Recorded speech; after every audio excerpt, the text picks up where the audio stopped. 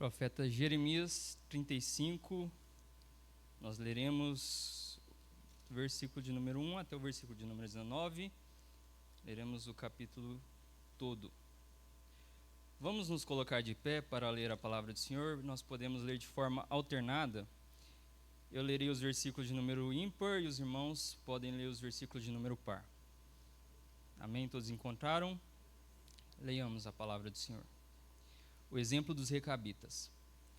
Palavra que foi dita a Jeremias da parte do Senhor nos dias de Joaquim, filho de Josias, rei de Judá.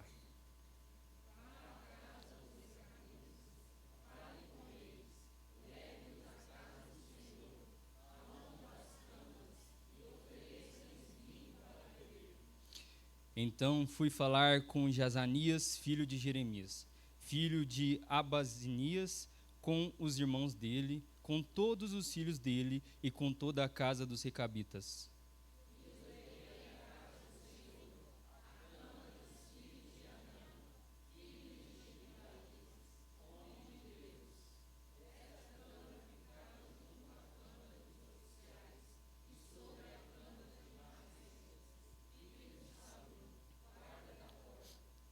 Então pus jarras cheias de vinhos e copos diante dos filhos da casa dos recabitas e lhes disse: bebam.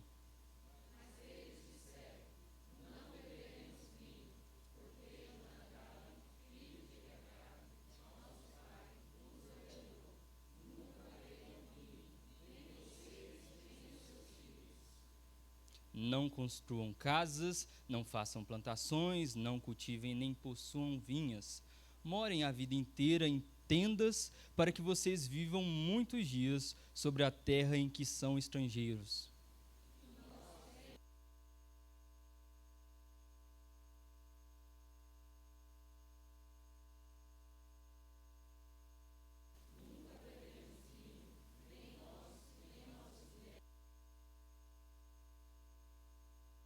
Não construímos casas para morar.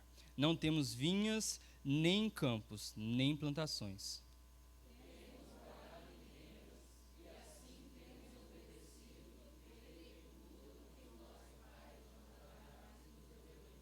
Mas, quando Nabucodonosor, rei da Babilônia, começou a marchar contra esta terra, dissemos: venham, vamos nos refugiar em Jerusalém, por causa do exército dos caldeus e dos sírios, e assim ficamos em Jerusalém.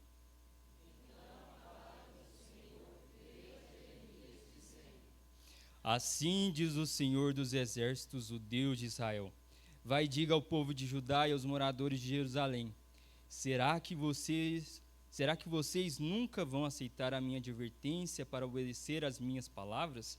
Diz o Senhor.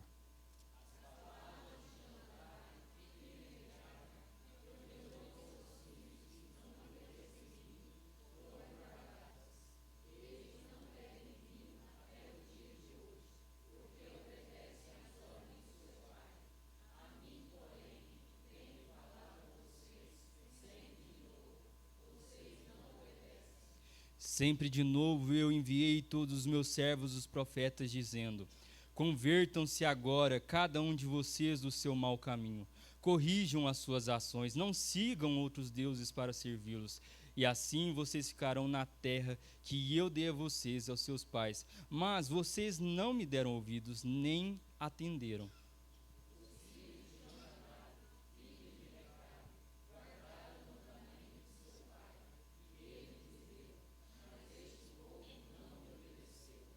Por isso, assim diz o Senhor, o Deus dos exércitos, o Deus de Israel: eis que trarei sobre Judá e sobre todos os moradores de Jerusalém todo o mal que falei contra eles. Porque lhes falei e eles não me obedeceram, chamei e eles não me responderam.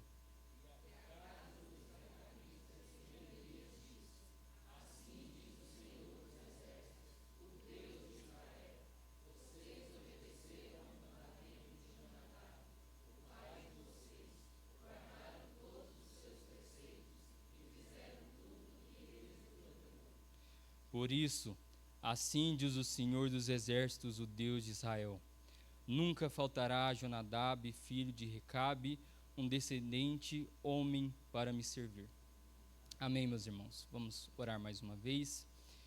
Senhor Deus, Santíssimo Pai, muito obrigado, Senhor, por esse dia do Senhor, dia que o Senhor nos deu para descansar e para, Senhor Deus, congregarmos juntos para a adoração do Teu nome, Senhor Deus. Obrigado porque foi o Teu Santo Espírito quem nos chamou até a Tua presença, Senhor Deus.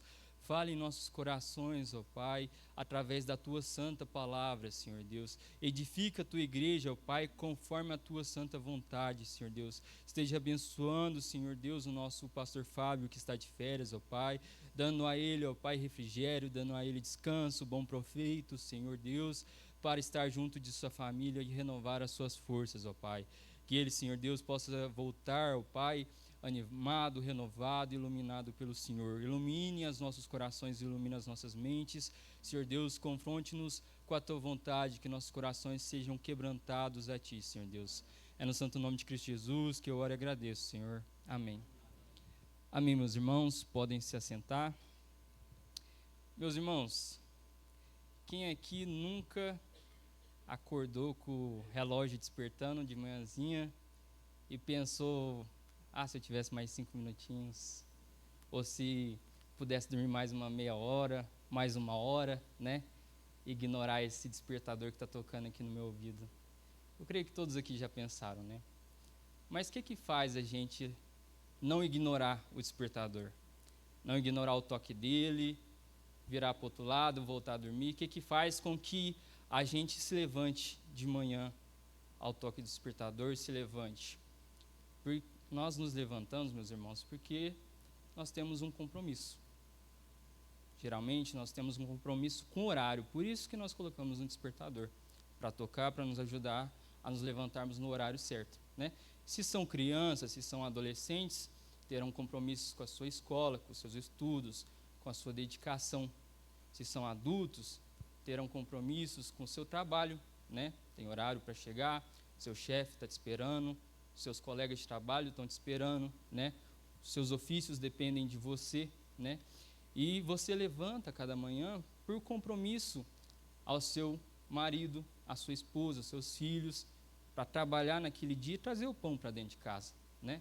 Para honrar a sua casa, a sua família, o sustento que o Senhor Deus tem dado a vocês, né?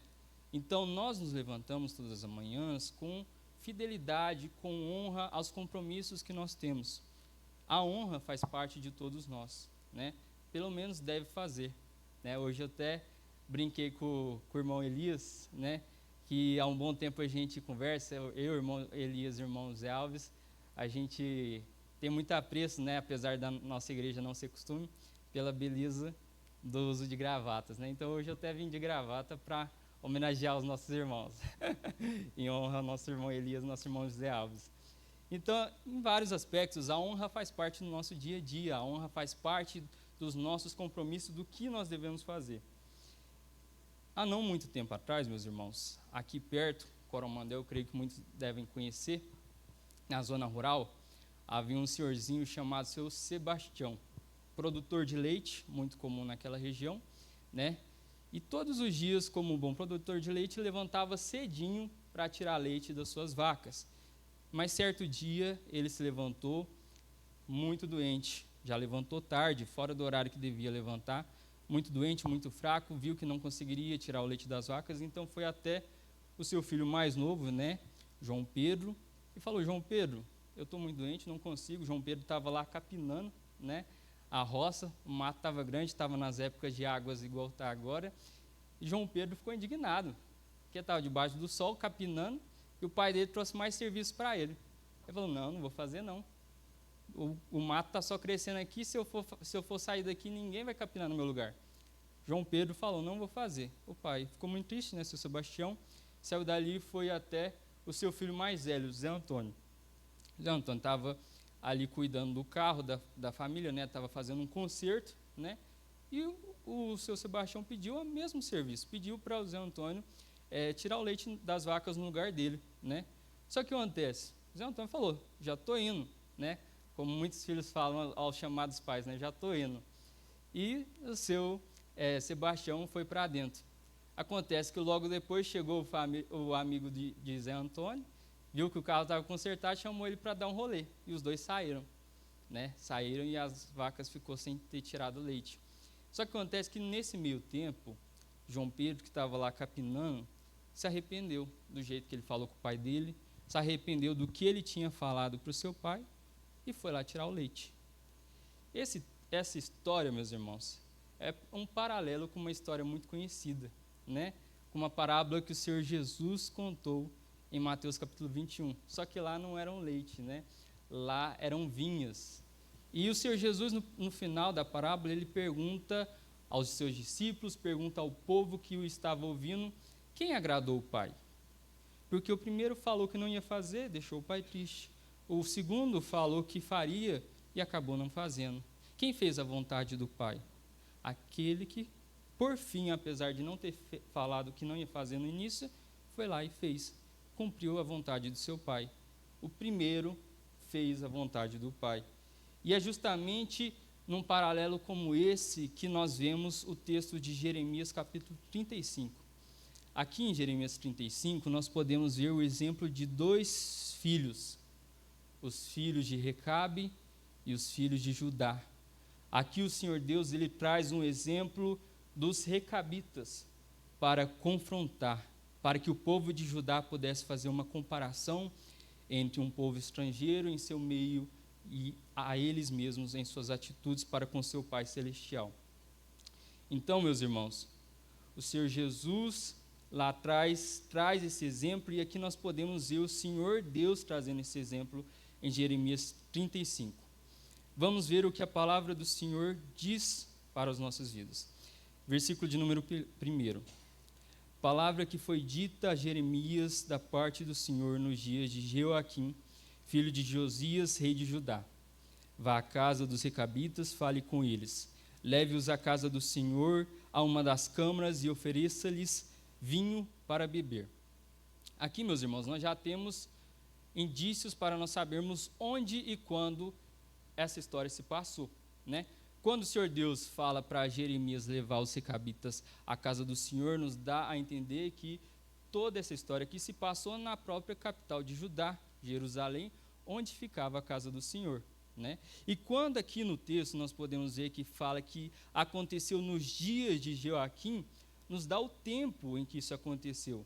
Provavelmente entre os anos 609 a 598 a.C.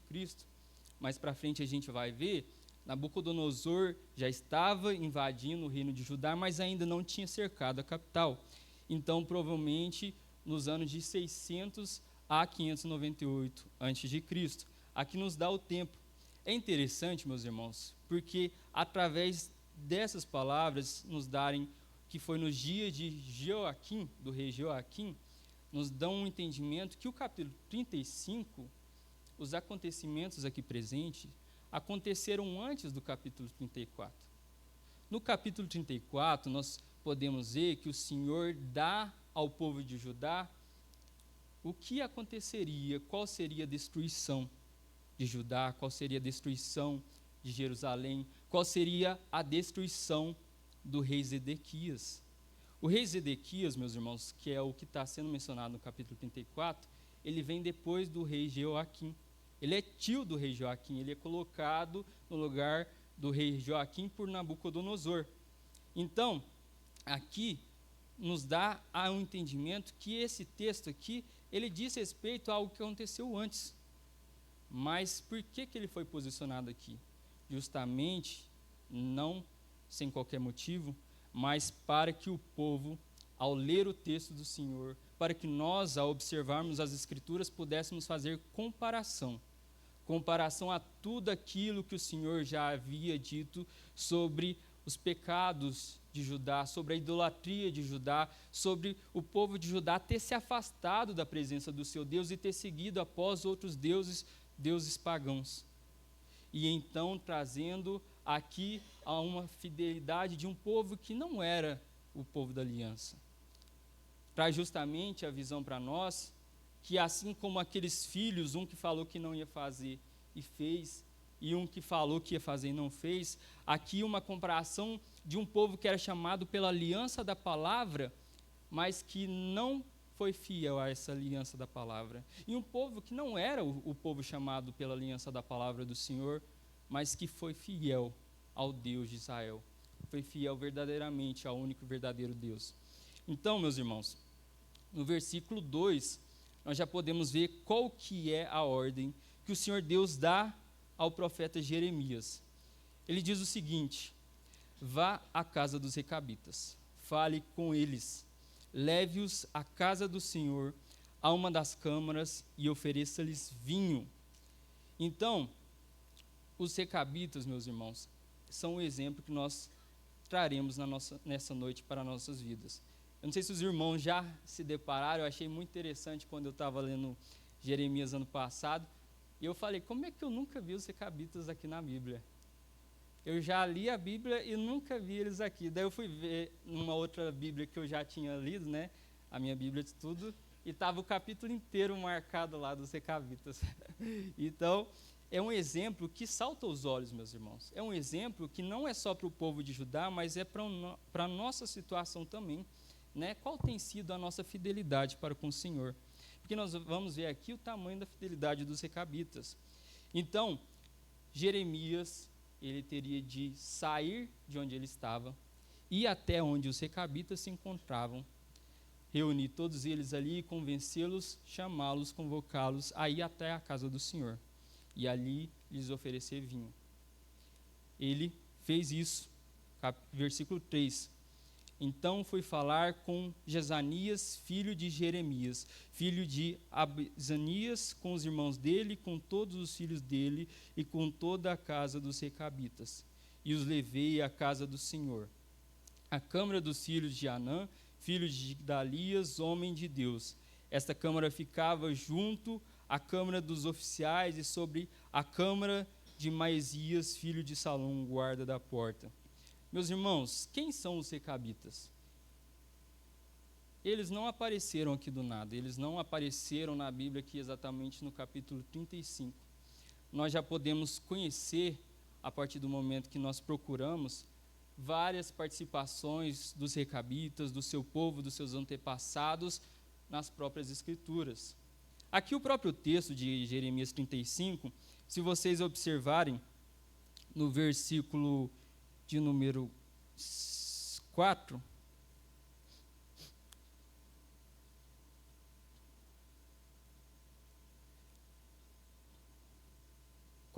versículo 8, perdão. Nós temos obedecido à voz de Jonadab, filho de Recabe. Aqui já nos dão uma orientação de quem eles são descendentes, né? Então, os recabitas são descendentes de Jonadab, filho de Recabe. Vamos abrir as nossas Bíblias em 1 Crônicas, capítulo 2. 1 Crônicas, capítulo 2, versículo 55.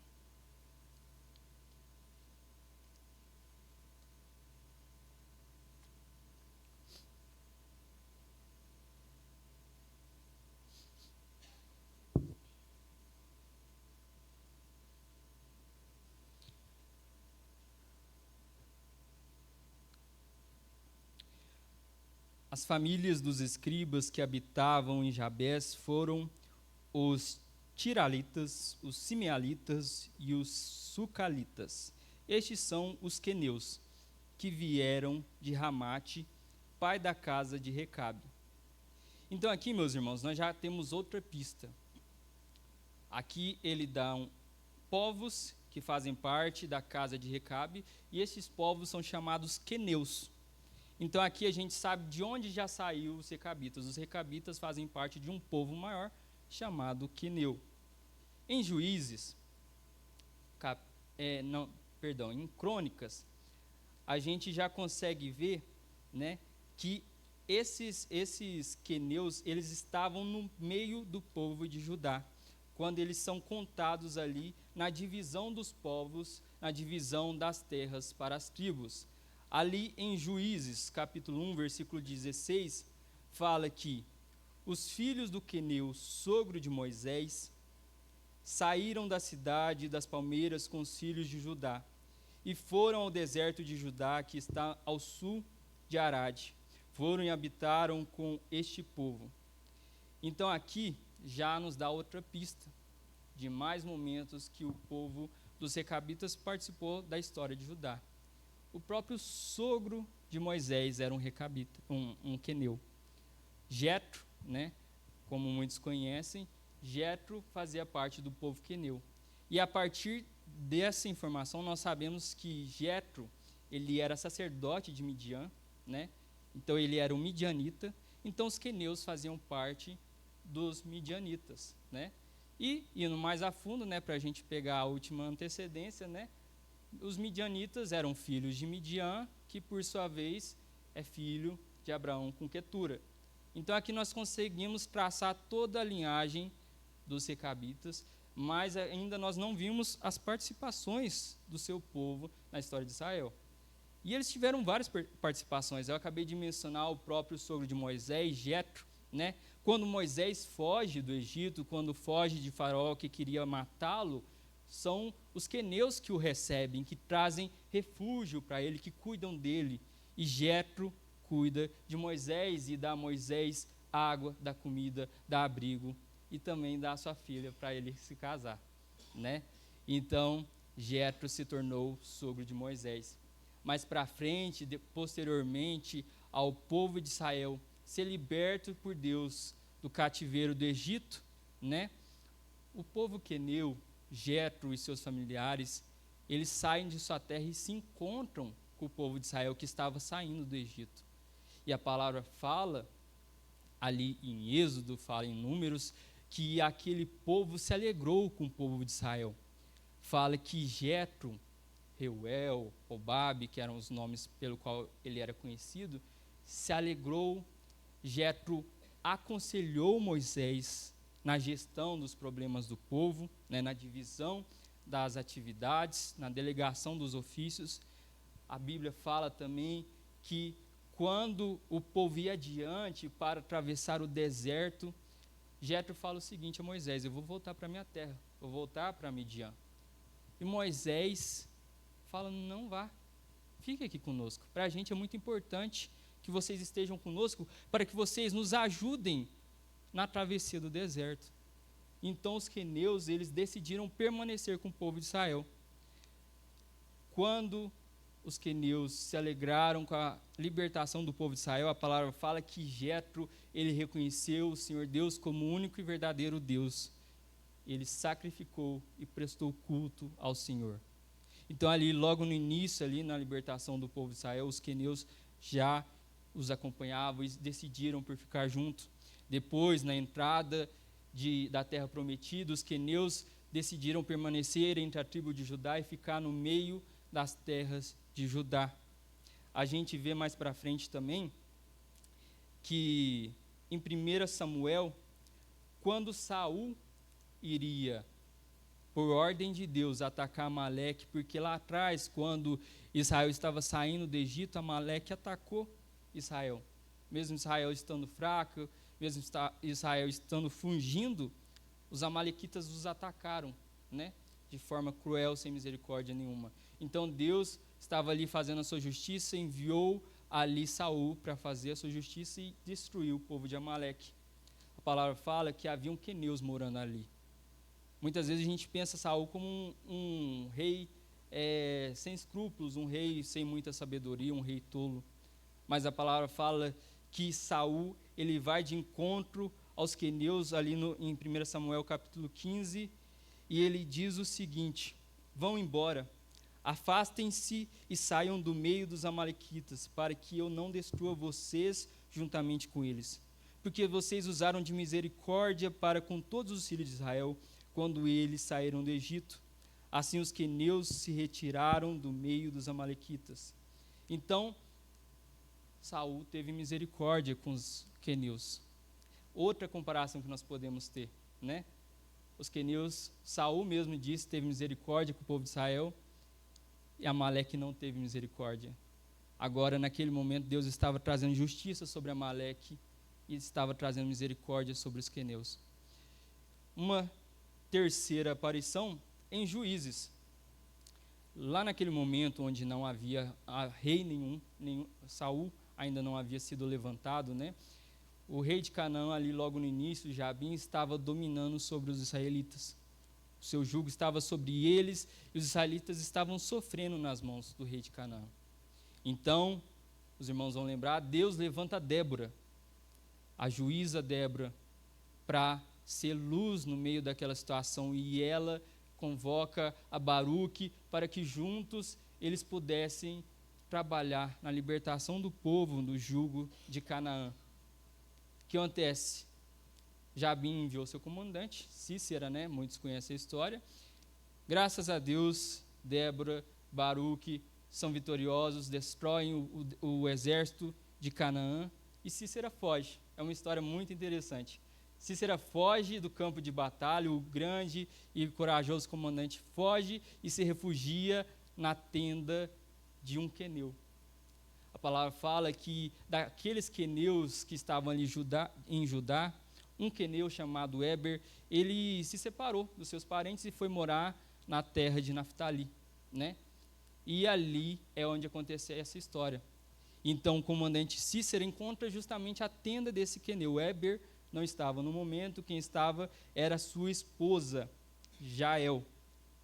Não sei se os irmãos vão lembrar, Cícera estava morto de cansado, estava ofegante, ele estava todo destruído, provavelmente sujo, provavelmente há mais de um dia correndo, quem sabe, estava às vezes até sangrando, e ele pede para ela um copo de água para matar a sua sede. Jael, esposa de Éber, com muita sabedoria, ao invés de água, dá leite para Cícera. Cícera não somente matou a sua sede, mas caiu em sono profundo. Naquele momento, Jael acabou com a vida dele. Matou o comandante de Canaã.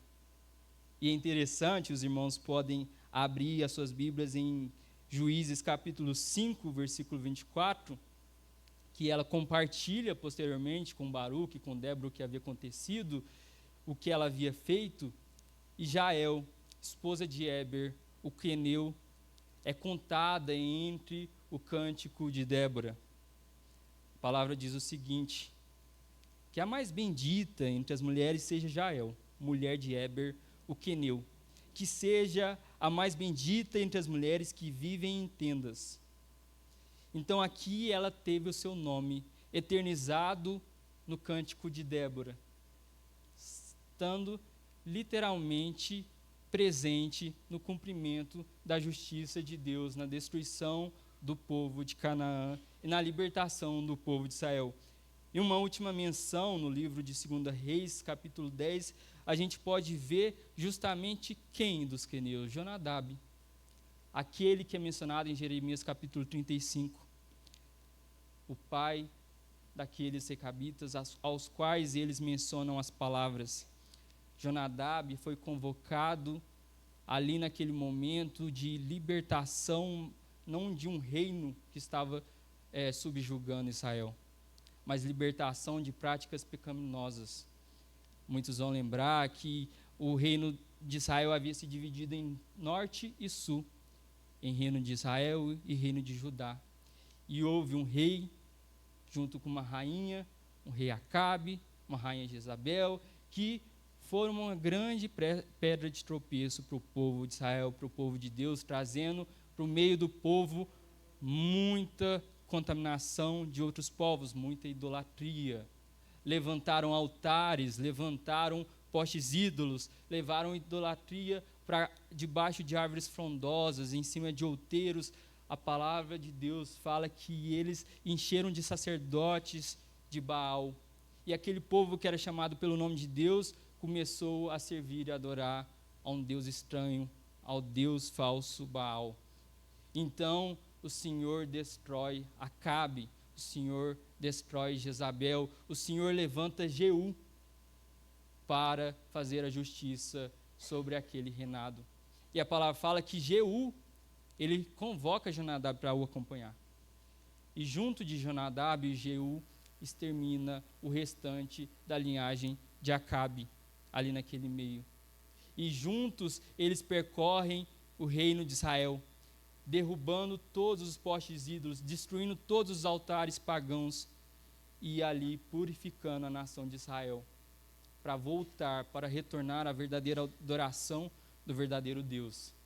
É interessante, meus irmãos, quando a gente para observar que esse povo sempre esteve presente no meio de Israel, mesmo não sendo parte da linhagem sanguínea de Israel, mas sempre se permaneceu fiel.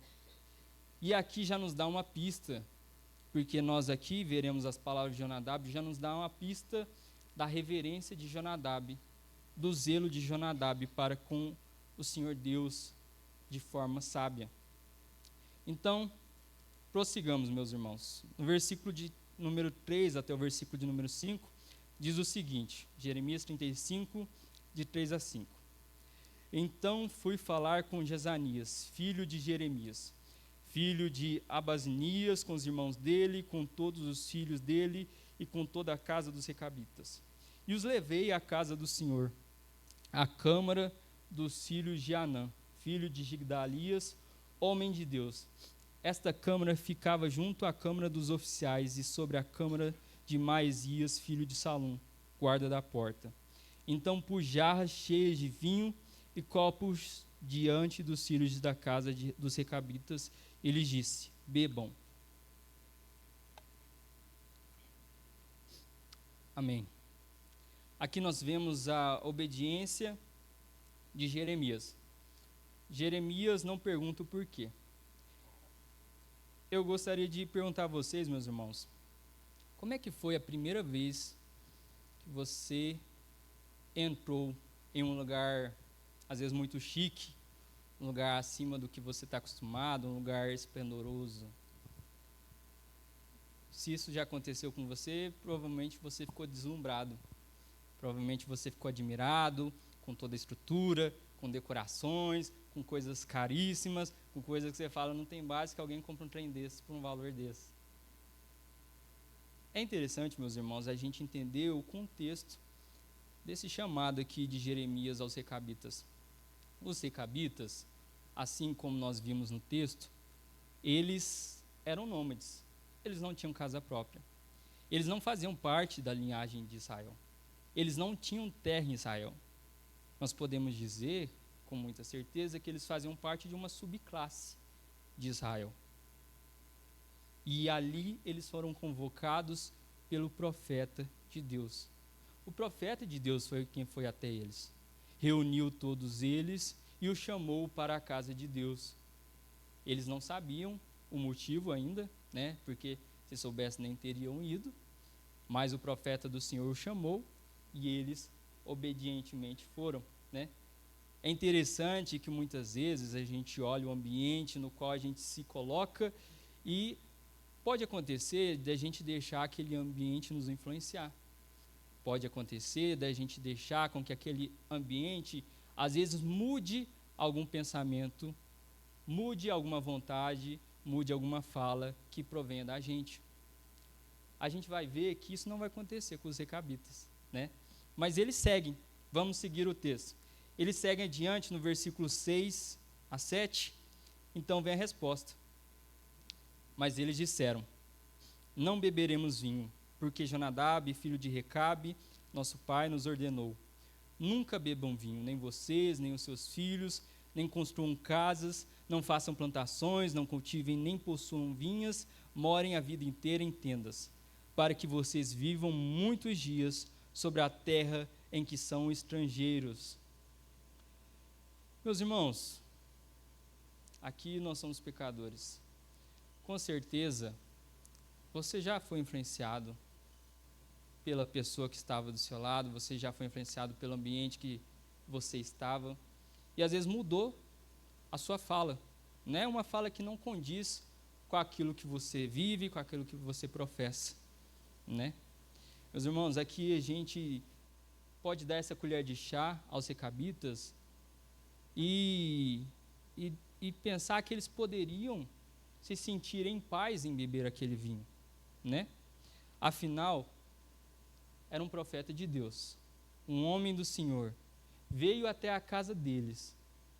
Não foi Jeremias, ele não levou o vinho na casa deles. Ele convocou eles, sem eles ainda saber, obedeceram.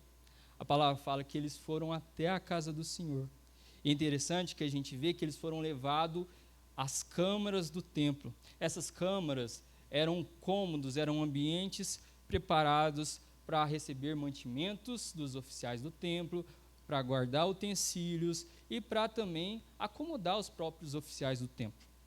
E a palavra fala aqui que eles foram recebidos ali no versículo de número 4, na câmara dos filhos de Hanã, filho de Gidalias, homem de Deus. Então, muito provavelmente, além de sacerdote, esse Hanã era um profeta do Senhor.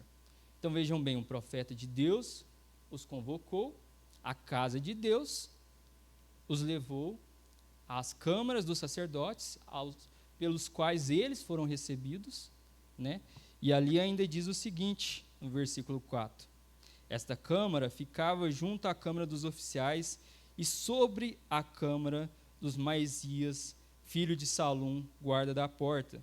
Então, essa câmara muito provavelmente era no segundo andar, acima da câmara do oficial da porta, que era o terceiro na linha hierárquica do templo. Então, ali eles não estavam escondidos. Ali eles não estavam fazendo nada nas sombras. Ali, os sacerdotes, os levitas, os oficiais do templo sabiam que eles estavam ali.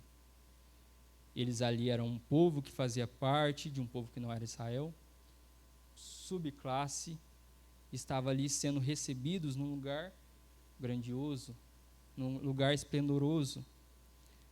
Às vezes não pela pompa, mas pelo significado. Para Jerusalém, o templo de Deus era muito mais importante do que o palácio do rei. Era a casa do próprio Deus de Israel. E ali, no meio dos sacerdotes, por intermédio do profeta, eles são convidados a beber vinho. E é onde entra o questionamento nas nossas cabeças. Pode ser uma coisa muito digna, muito proveitosa, né? Não há nada demais, porque é o servo de Deus, eu estou no ambiente perfeito, eles poderiam até pensar que era o próprio Deus ordenando eles a beber vinho.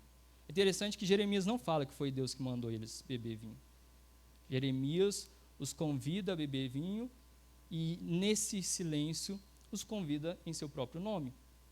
E eles recusam o convite do profeta de Deus. E eles recusarem esse convite, não era só recusar beber uma bebida ali, era recusar a hospitalidade de Jeremias, era recusar a hospitalidade dos sacerdotes, a hospitalidade da casa de Deus. Meus irmãos, quantos de nós, às vezes, em certos momentos onde nós pensamos que a situação propícia para, às vezes, a gente melhorar de situação, a gente melhorar a nossa visão perante os olhos das outras pessoas, às vezes a gente muda de atitude. Às vezes a gente não quer ser o careta, né, o único que não vai fazer aquilo ou falar aquilo, né? Às vezes todos estão na brincadeira e a gente vai entrar também porque a gente não pode ficar de fora e ser o diferentão, né? É interessante que a gente aqui, nós não estamos falando de pessoas do mundo convidando eles. Eles não estavam sendo convidados por uma meretriz dentro de um prostíbulo para beber vinho. Eles estavam sendo convidados num ambiente perfeito para eles falar, não, acho que dessa vez pode. Acho que dessa vez não vai ter problema, porque olha aqui onde a gente está, olha quem está nos chamando, olha quem está falando conosco. Mas é interessante, meus irmãos, que eles foram fiéis e falaram, nós não beberemos.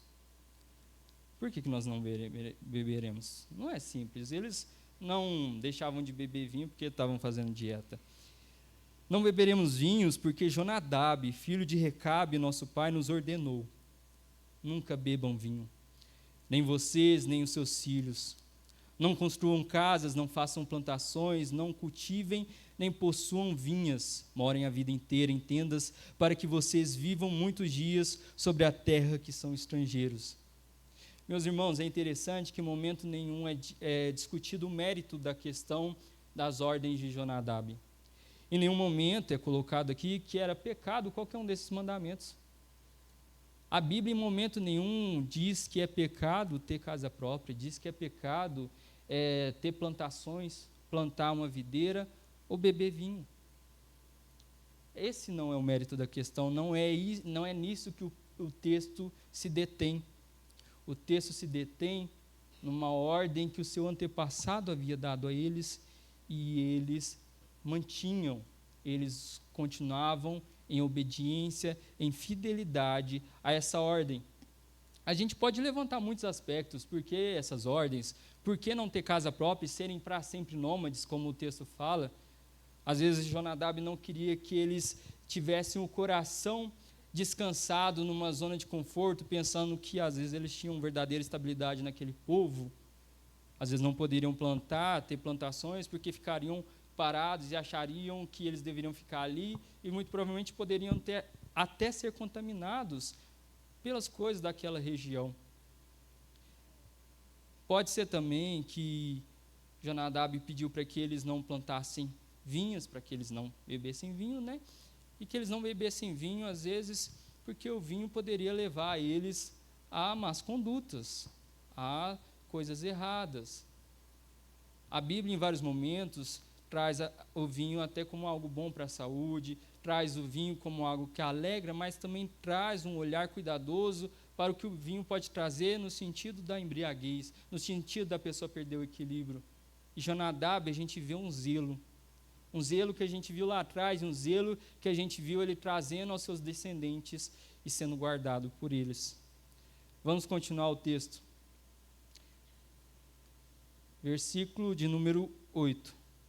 E nós temos obedecido à voz de Jonadab, filho de Recabe, nosso pai, em tudo o que ele nos ordenou. Nunca bebemos vinho, nem nós, nem nossas mulheres, nem nossos filhos, nem nossas filhas. Não construiremos casas para morar. Não construímos casas para morar. Não temos vinhas, nem campos, nem plantações. Temos morado em tendas e assim temos obedecido e feito tudo o que o nosso pai Jonadab nos ordenou. Meus irmãos, a quem nós temos dado ouvidos na nossa vida? Aqui, quando ele fala, lá no versículo 8, que nós temos obedecido à voz de Jonadab, a própria palavra, o verbo obedecer, ele anda alinhado com o próprio verbo ouvir. Você escutar, você dar ouvido a algo que é falado a você. Ouvir leva à obediência. E ali eles falam que nós obedecemos à voz de Jonadab, nosso pai. O que quer dizer que a voz, as palavras de Jonadab continuavam ecoando em suas mentes e em seus corações até aqueles dias. Se passaram cerca de 250 anos de Jonadab até esse presente momento. E eles não esqueceram. Eles não esqueceram da sua história, não se esqueceram do seu antepassado, não se esqueceram o que ele ordenou a eles. E eles guardaram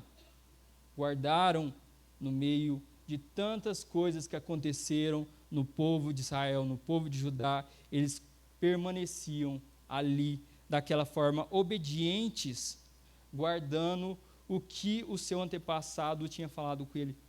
Meus irmãos, o que nós temos ouvido em nossas vidas? São as vozes do mundo?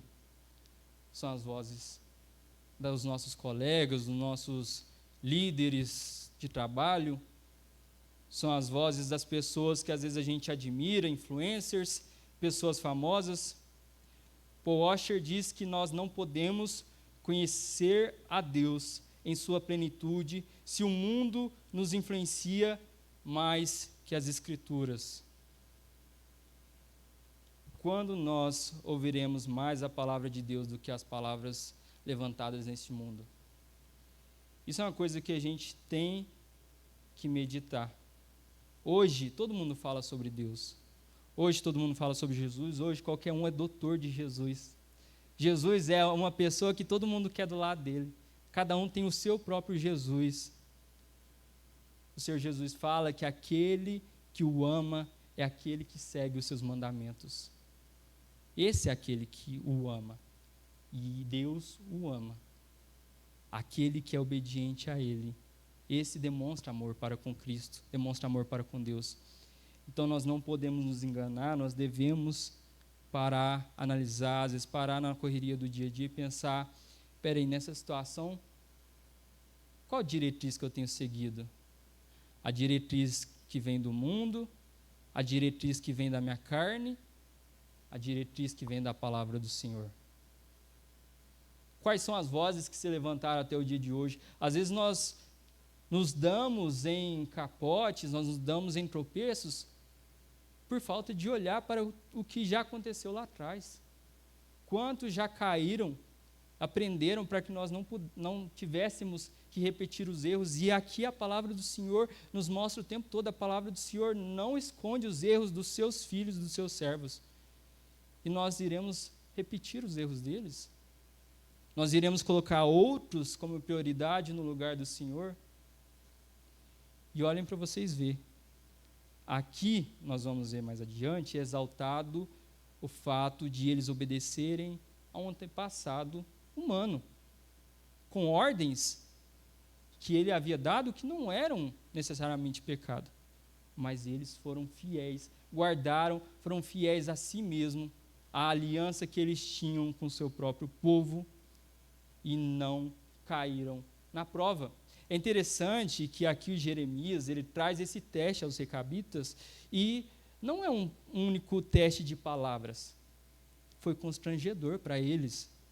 O sacerdote chegando ali cheios de taças com vinhos ali, e eles chegaram naquele momento, e o que faremos? Agradaremos esses homens de Deus, agradaremos essas pessoas super importantes aqui de Israel, ou permaneceremos firmes? É interessante, meus irmãos, que no versículo de número 11, eles ainda explicam, olha, mas quando Nabucodonosor, rei da Babilônia, começou a marchar contra essa terra, dissemos, venham, vamos nos refugiar em Jerusalém por causa do exército dos caldeus e dos sírios. E assim ficamos em Jerusalém. Meus irmãos, nós já vemos que os recabitas eram nômades, ou seja, eles não tinham estadia fixa, né? Um tempo estava aqui, um tempo estava acolá, um tempo estava em outro lugar. Mas com a situação que Israel, que Judá estava vivendo, Nabucodonosor estava avançando sobre o reino, atacando todas as cidades, eles não viram outra opção senão se refugiar na cidade de Jerusalém. Então aqui ele explica, porque eles acabaram de falar, olha, a gente não pode ter casa própria, a gente não pode constituir casa, a gente tem que ser nômade, viver em tendas e estar sempre em movimento, né? Mas aqui, muito provavelmente, por causa dessa situação, eles tiveram que ficar parados. Não podiam mais sair de um lugar para outro. Tiveram que se refugiar. Como Jerusalém ainda não havia sido cercada por Nabucodonosor, provavelmente ou estavam do lado de fora da cidade, né, porque deveriam ter muitos refugiados ali na capital, em Jerusalém, ou conseguiram casas ou moravam nas ruas da cidade. Então essa era a situação presente deles, mas eles permaneciam fiéis às palavras do seu antepassado. Meus irmãos, a gente pode ver que a finalidade que Jonadab queria era que eles permanecessem muito tempo no meio daquele povo e em paz, que não arrumassem confusões por terras, que eles não entrassem em conflitos com o povo de Israel, que eles se mantivessem equilibrados em todas as coisas. É interessante que agora entra a parte principal, onde o nosso Senhor Deus mostra a sua indignação. Deus, ele se indigna, não com os recabitas, porque não beberam vinho. Ele se indigna com o seu próprio povo. E aqui entra o exemplo, o teste que ele fez com os recabitas. Vejamos o versículo de número 12. Então a palavra do Senhor veio a Jeremias dizendo, assim diz o Senhor dos exércitos, o Deus de Israel, vá e diga ao povo de Judá e aos moradores de Jerusalém, será que vocês nunca vão aceitar as minhas advertências para obedecer às minhas palavras? Diz o Senhor. As palavras de Jonadab, filho de Recabe, que ordenou a seus filhos que não bebessem vinho, foram guardadas. Eles não bebem vinho até o dia de hoje, porque obedecem às ordens de seu pai. A mim, porém, que tenho falado a vocês sempre de novo, vocês não obedecem. Sempre de novo eu enviei todos os meus servos, os profetas, dizendo, Convertam-se agora, cada um de vocês, do seu mau caminho, corrijam as suas ações, não sigam outros deuses para servi-los, e assim vocês ficarão na terra que eu dei a vocês e aos seus pais. Mas vocês não me deram ouvidos, nem atenderam. Os filhos de Jonadab, filho de Recabe, guardaram os mandamentos de seu pai, que ele lhes deu, mas este povo não me obedeceu. Meus irmãos, vejam que constrangedor essa situação. Que constrangedor para o povo de Israel. O Senhor Deus está escancarando para o povo de Judá: olha aqui esse povo, que não é meu povo. Que não foi o povo que eu chamei para ter aliança. Eles moram no meio de vocês e eles são fiéis. Vocês não são. Eu chamei vocês, não chamei eles. Mas eles permanecem comigo. Obedecem, ouvem a minha voz, mas vocês não têm ouvido a minha voz. Meus irmãos, vocês sabem o quanto é constrangedor quando nós estamos lá fora e às vezes em uma situação nós percebemos que uma pessoa do mundo falou algo sábio enquanto você falou algo insensato. É muito constrangedor. Quando nós estamos lá fora e uma pessoa do mundo nos confronta com o ato ou com as palavras que saíram da nossa boca. E qual é a profissão de fé que nós proclamamos? Isso é atitude de crente e ainda se diz crente. E ainda se diz cristão. É constrangedor para todo e qualquer cristão que se encontra nessa situação. Quando há comparações nesse sentido que elas ferem o nosso coração. Porque nós paramos para pensar: nossa, isso não deve fazer parte de mim. Eu não deveria estar nessa situação. Ou quando você vê uma pessoa que não tem temor a Deus, que não serve o Senhor, às vezes fazendo algo com mais excelência, com mais dedicação do que você. Meus irmãos, o exemplo dos recabitas serviu aos judeus, serviu ao povo de Judá e deve servir para nós. O Senhor Deus ficou indignado. Olhem para vocês ver. Jonadab falou há 250 anos atrás e até o dia de hoje eles estão obedecendo as palavras de Jonadab. Eu, porém, falei desde madrugada, falei há muito tempo atrás. Falei faz tempo e falei hoje cedo ainda também. Tenho falado todos os dias com vocês. Tenho enviado os meus servos, os profetas, e vocês não têm os ouvido, vocês não têm ouvido a minha voz. Vocês têm os ignorado, vocês têm os perseguido, vocês têm os matado, os meus servos, os profetas, porque não querem ouvir a minha voz. Vejam que constrangedor é uma situação dessa. Nós não estamos falando apenas da obediência de dois povos. Todos são falhos, todos são pecadores. Mas é interessante a gente parar para analisar que nós estamos falando de um Jonadab, um servo zeloso, mas homem, perene, pecador, fraco, pequeno. E um Deus grandioso, criador de todas as coisas, que criou e planejou a todos eles e a cada um de nós. E a palavra fala que nos acompanhou desde o ventre das nossas mães, e nós escolhemos a outros e não ao Senhor. O Senhor Deus, desde os seus profetas, no próprio profeta Jeremias, lá atrás, ele fala: podem observar, olhem os outros povos, olhem os vizinhos de vocês gostam tanto deles. Quem em sã consciência abandona o seu próprio Deus para seguir outros deuses? Nenhum deles. Os que seguem Baal continuam seguindo Baal. Todos os outros deuses são mantidos em adoração pelos seus povos, mesmo sendo deuses falsos. Mesmo não existindo, aqueles povos não trocam de Deus, mas vocês trocaram o único Deus verdadeiro.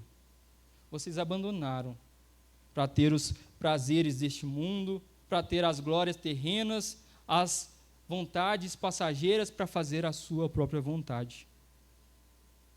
Nós podemos ver na história humana, meus irmãos, que toda vez que um Deus é levantado sobre a terra, é levantado um Deus da própria pessoa. Toda vez que um Deus falso é adorado na terra, a pessoa está adorando a si mesmo, na vontade da sua carne, do seu prazer, do seu coração. E o Senhor Deus traz o exemplo dos recabitas. Será que Deus não merece muito mais fidelidade do que um homem? Será que o Senhor eterno não merece muito mais obediência do que um pequeno homem? Esse é um exemplo que deve seguir para todos nós. Será que nós não temos priorizado a outros ao invés do nosso Deus? Não temos priorizado a nós mesmos ao invés do nosso Senhor? Os recabitas estão aqui para confrontar a nossa fidelidade, para confrontar as nossas vidas. É interessante que nos versículos que se seguem, versículo de número 17 em diante, a gente vê uma semelhança do Monte Ebal e Monte Gerizim. Os irmãos vão lembrar, né? Havia um Monte Gerizim e um Monte Ebal, o Monte das Bênçãos, o Monte da Maldição. O Senhor é justo, em todo o tempo ele fala que os que forem fiéis e obedientes, ele derramará as suas bênçãos. E os que se afastarem do Senhor, escolherem após outros deuses, que se entregarem à idolatria, que se entregarem aos pecados, receberão a maldição. É interessante que é isso que a gente vê no texto seguinte. Versículo de número 17. Por isso, assim diz o Senhor, o Deus dos exércitos, o Deus de Israel. Eis que trarei sobre Judá e sobre todos os moradores de Jerusalém todo o mal que falei contra eles. Porque lhes falei e eles não me obedeceram. Chamei e eles não responderam. Então aqui o Senhor demonstra que traria sobre Judá a justa paga por aquilo que eles estavam fazendo, que ele não deixaria passar por batido. Ele faria com que eles vissem a colheita da sua semeadura, ele faria com que eles vissem o que eles estavam buscando longe do Senhor. Porque longe do Senhor, meus irmãos, nós podemos nos enganar, mas nós não encontramos nada de bom. Nada de bom nós encontramos. É interessante, igual eu falei para os irmãos, o capítulo 34 aconteceu posteriormente ao capítulo 35. E nós podemos ver que o Senhor cumpriu a sua promessa. Ele continuava enviando a sua destruição, a sua perseguição para purificar o povo de Israel, para fazer com que o povo de Israel, para fazer com que o povo de Judá colhesse e posteriormente, nós sabemos, eles seriam levados ao cativeiro. No tempo de Jeroboão, foi levantado no meio do reino de Judá várias cidades fortes. Eles estavam cercados por povos vizinhos muito poderosos, então foi levantado cidades fortes para a proteção do povo, né? O que são essas cidades fortes? São cidades muradas. Naquela época não era tão fácil, né, como a gente vê nos filmes medievais, né, aqueles castelos enormes, mas era de suma importância para uma cidade ser murada, ser protegida de ataques de povos inimigos. Então foi levantado no meio do povo de Judá essas cidades, mas elas caíram. A palavra fala que Aijalon caiu, Adulão caiu, Adoraim caiu, Belém caiu, Bet-zur caiu, Etam caiu, Gate caiu, Hebron caiu, Maressa caiu, Socó caiu, Tecoa caiu, Zif caiu e Zorá caiu também. As únicas que ainda restavam naquele tempo era Laquis, Azeca e a própria Jerusalém. Meus irmãos, isso diz muito respeito à nossa vida. Quando nós estamos no nosso afazeres, no nosso dia a dia, principalmente quanto maior for a nossa luta, a nossa ansiedade, a nossa vontade de conquistar as coisas, de ver as coisas acontecer, o mais fácil de acontecer conosco é nós nos espalharmos em fazer todas as coisas pela força do nosso próprio braço, em confiar na nossa própria força, em confiar na nossa própria construção, em confiar nas nossas próprias mãos. E isso para nós é derrota. A palavra do Senhor fala, né, nós lembramos, em o rei Salomão, né, ele fala que se o Senhor não edificar a casa, em vão trabalham os que a edificam. Se o Senhor não guardar a cidade, em vão vigia a sentinela. Se o Senhor não estiver conosco, o que nós temos feito está sendo feito em vão. Se nós abandonamos o Senhor, nós escolhemos sofrer. Nós podemos sofrer também com o Senhor, mas nós encontramos refrigério no nosso Deus. Nós encontramos a verdadeira proteção com o nosso Senhor. Ali, para o povo de Judá, nenhuma daquelas cidades fortificadas adiantou. Todas caíram. Acabou que a própria Jerusalém caiu, o templo, onde estava a confiança daquele povo, eles falavam assim, não, o Senhor jamais vai deixar qualquer coisa acontecer com a gente, porque nós temos o templo do Senhor, do único Deus verdadeiro. Os povos vizinhos podem ser poderosos, podem ser grandiosos, o Senhor Deus jamais vai deixar que nada aconteça.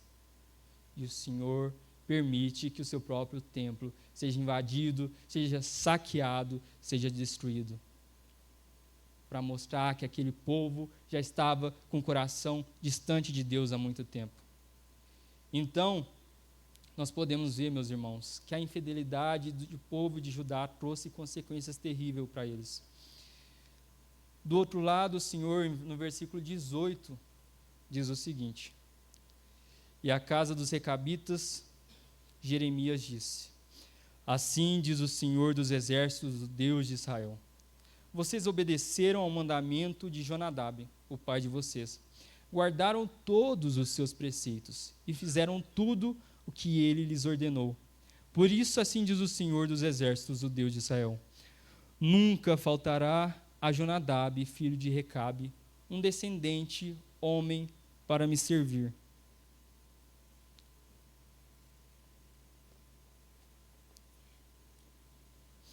Meus irmãos, é interessante que o Senhor se alegra com a fidelidade, a honra dos recabitas ao seu próprio antepassado, a Jonadab. Nós podemos aqui recordar de um dos 10 mandamentos do Senhor, que é honrar pai e mãe, certo?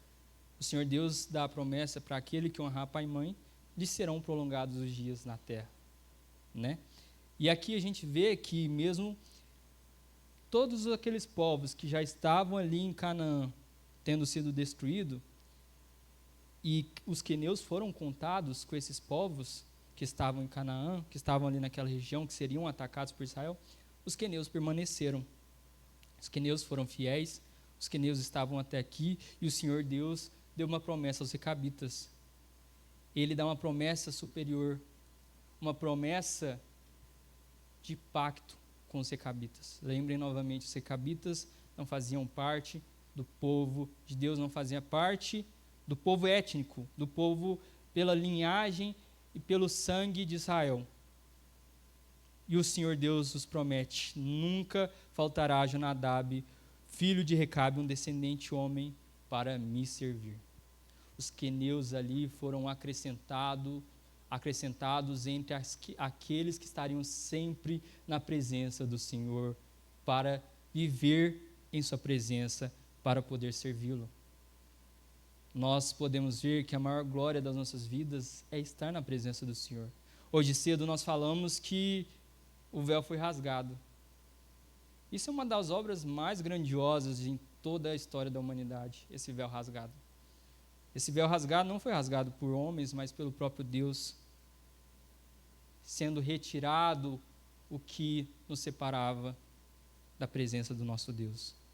Isso é uma coisa que nós devemos levar em consideração todos os dias, quando nós vemos que nós passamos o dia de ontem, às vezes passamos o dia de hoje sem pensar no nosso Deus, sem abrir as nossas escrituras, sem olhar para o Senhor e ter um minuto de conversa.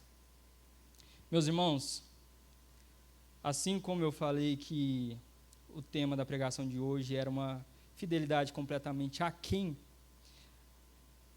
a palavra aquém junto, né, ela traz 2 sentidos principais.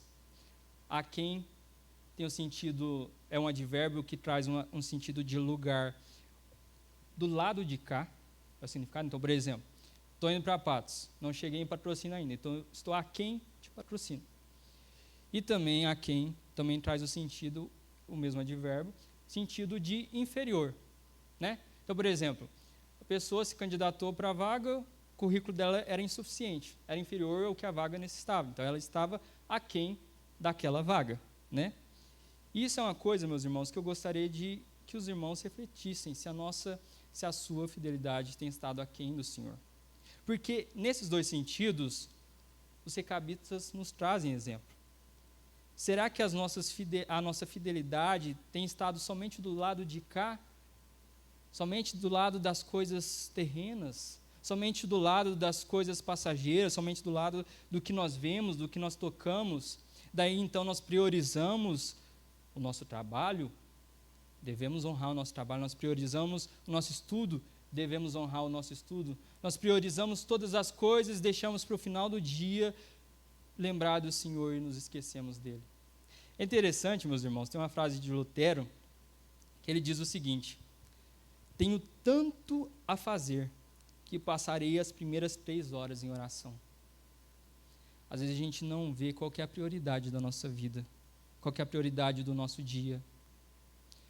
Meus irmãos, às vezes, o mais natural é que a gente pensa, nossa, eu tenho muita coisa para fazer, no momento que der eu vou ler a Bíblia, no momento que der eu vou orar. E as coisas não fluem. A gente deixa Deus de lado e a gente não entende por que as coisas não estão dando certo, não estão fluindo. Nós priorizamos tudo e deixamos Deus por último. É interessante, estava até conversando com o Felipe, né? Ele compartilhou comigo que uma influenciadora falou, né, que se você ler 3 capítulos por dia, todos os dias você lê a Bíblia em 1 ano. E mais recentemente, também eu vi um vídeo de uma outra mulher falando na internet, né, que se nós lermos a Bíblia ou orarmos durante 1% do nosso dia, nós gastaremos apenas 14 minutos. E às vezes, meus irmãos, nós estamos longe de Deus porque nós não damos 10 minutos, 14 minutos para o nosso Deus. Nós não separamos nem 1% do nosso dia para Ele. Essa é a realidade. Uma coisa que deve nos confrontar sempre é o que nós professamos como desejo do nosso coração para a eternidade. O que a gente professa? Que nós queremos passar toda a eternidade com o nosso Deus. Que nós queremos nos regozijar nele, viver na presença dele todos os dias, para o resto da nossa vida, para todo sempre. Mas aqui, enquanto nós temos oportunidade, nós já estamos vivos. A palavra de Deus, o Senhor Jesus fala que a vida eterna é essa, que conheçam a Ti como o único Deus verdadeiro e ao Teu Filho a quem enviaste. Nós já temos essa oportunidade de começar a vida eterna já, agora. E nós não separamos, às vezes, 1%. Nós queremos a eternidade toda e não separamos 10 minutos do nosso dia. É essa hipocrisia que nós devemos confrontar em nossos corações, que é o que o profeta Jeremias traz ao povo de Judá, que é o que o Senhor Deus traz ao seu próprio povo. Esse povo me adora com os lábios, mas me rejeita com o coração. Não adianta nós professarmos a nossa vida apenas com as nossas bocas e não professarmos com as nossas mãos, com os nossos pés, com as nossas mentes, os nossos corações. Meus irmãos, a gente tem que lutar na nossa rotina. Leonard Ravenhill tem uma frase muito interessante. Hoje poderiam ser outras coisas. Mas ele diz o seguinte: como você pode derrubar as fortalezas de Satanás se você não tem nem força para desligar a TV? Às vezes você não, hoje, né, às vezes você não tem força para sair do Instagram, você não tem força para sair do TikTok, você não tem força para não deixar de ver o episódio diário da sua série preferida. Nós devemos ter lazer, nós devemos ter os prazeres do nosso dia a dia, mas nós devemos olhar, será que eu tenho sempre priorizado ter esses momentos e tenho deixado Deus de lado? Porque às vezes é nesse momento que nós devemos sacrificar uma dessas coisas. Às vezes nesse momento, todas as outras coisas já se tornaram ídolo. Quando nós priorizamos o trabalho, priorizamos a família, priorizamos os estudos, priorizamos o lazer, os prazeres e nos esquecemos do nosso Deus. Então não é só um ídolo, são vários ídolos que nós nos colocamos à frente diante do nosso dia. Meus irmãos, é muito difícil com a rotina corrida a gente se dedicar ao Senhor, é uma luta para todos nós. Do mais novo na fé até o mais velho. Todos nós temos essa luta. Mas é a luta que vale a pena ser travada. Eu não sei, aqui nós estamos finalizando o mês de janeiro, não sei aqui quem fez na virada do ano metas para o ano de 2026, mas se você não colocou entre suas metas, coloque lutar para estar na presença do seu Deus, lutar para ouvir a voz do seu Senhor através das Escrituras, lutar para falar com Ele através do secreto no coração. Aqui nós estamos no dia do Senhor, na casa do Senhor, e aqui é insuficiente. Se nós viermos todos os domingos, formos a todos os PGs, viermos a todas as reuniões de oração e não vivermos no nosso dia a dia, no nosso coração, no nosso secreto, somos perfeitos religiosos apenas. O pastor Iago Martins, ele fala que a igreja, o domingo, é como o intervalo do jogo de futebol. Né? O intervalo é importante porque é aquele momento, aqueles 15 minutos que você para descansar, você para respirar, para beber água, para renovar suas forças, para receber direcionamento do técnico e voltar com mais força para o jogo. E o jogo acontece durante a semana. O domingo é só intervalo entre o jogo que se passou e o jogo que ainda vai vir no segundo tempo. Mas o jogo de verdade é durante a semana. E durante a semana, ser religioso não é suficiente. Aqui, nós podemos nos admirarmos uns aos outros, mas nós não enganamos ao nosso Deus. Nós nos apresentamos diante dele com os nossos corações nus. E ele sabe qual é a nossa luta, qual é a nossa dedicação, o que nós temos travado ou não para estar com ele. Essa é a fidelidade que realmente vale a pena. O outro sentido da palavra aquém é o sentido de inferior. Também tem correlação. Será que a nossa fidelidade tem estado aquém do Senhor? Será que nós temos entregado menos do que Ele merece, do que é devido ao nosso Deus, ao nosso Salvador? Será que Ele fez pouco por nós, para que nós entreguemos tão pouco para Ele? Ele só nos criou, mesmo sabendo que nós nos rebelaríamos contra Ele. Ele só nos formou no ventre das nossas mães. Ele só permaneceu conosco em todos os dias desde que nascemos. Ele só, mesmo nós nos temos rebelado contra Ele, enviou o seu Filho em forma de homem para morrer em nosso lugar e nos salvar e recobrar o nosso relacionamento com Ele? Será que foi pouco? Será que foi insuficiente? Será que não é digno do nosso 1% do nosso dia? Da nossa oração, da nossa adoração, da nossa leitura da palavra? Será que a nossa vida não deve ser dedicada dessa maneira? Meus irmãos, meu apelo nessa noite é que nós nos voltemos à nossa fidelidade ao Senhor. Que nós entregamos de coração a nossa alma com o próprio exemplo do Senhor Jesus, que foi fiel até a morte de cruz. Amém? Amém. Vamos nos colocar de pé.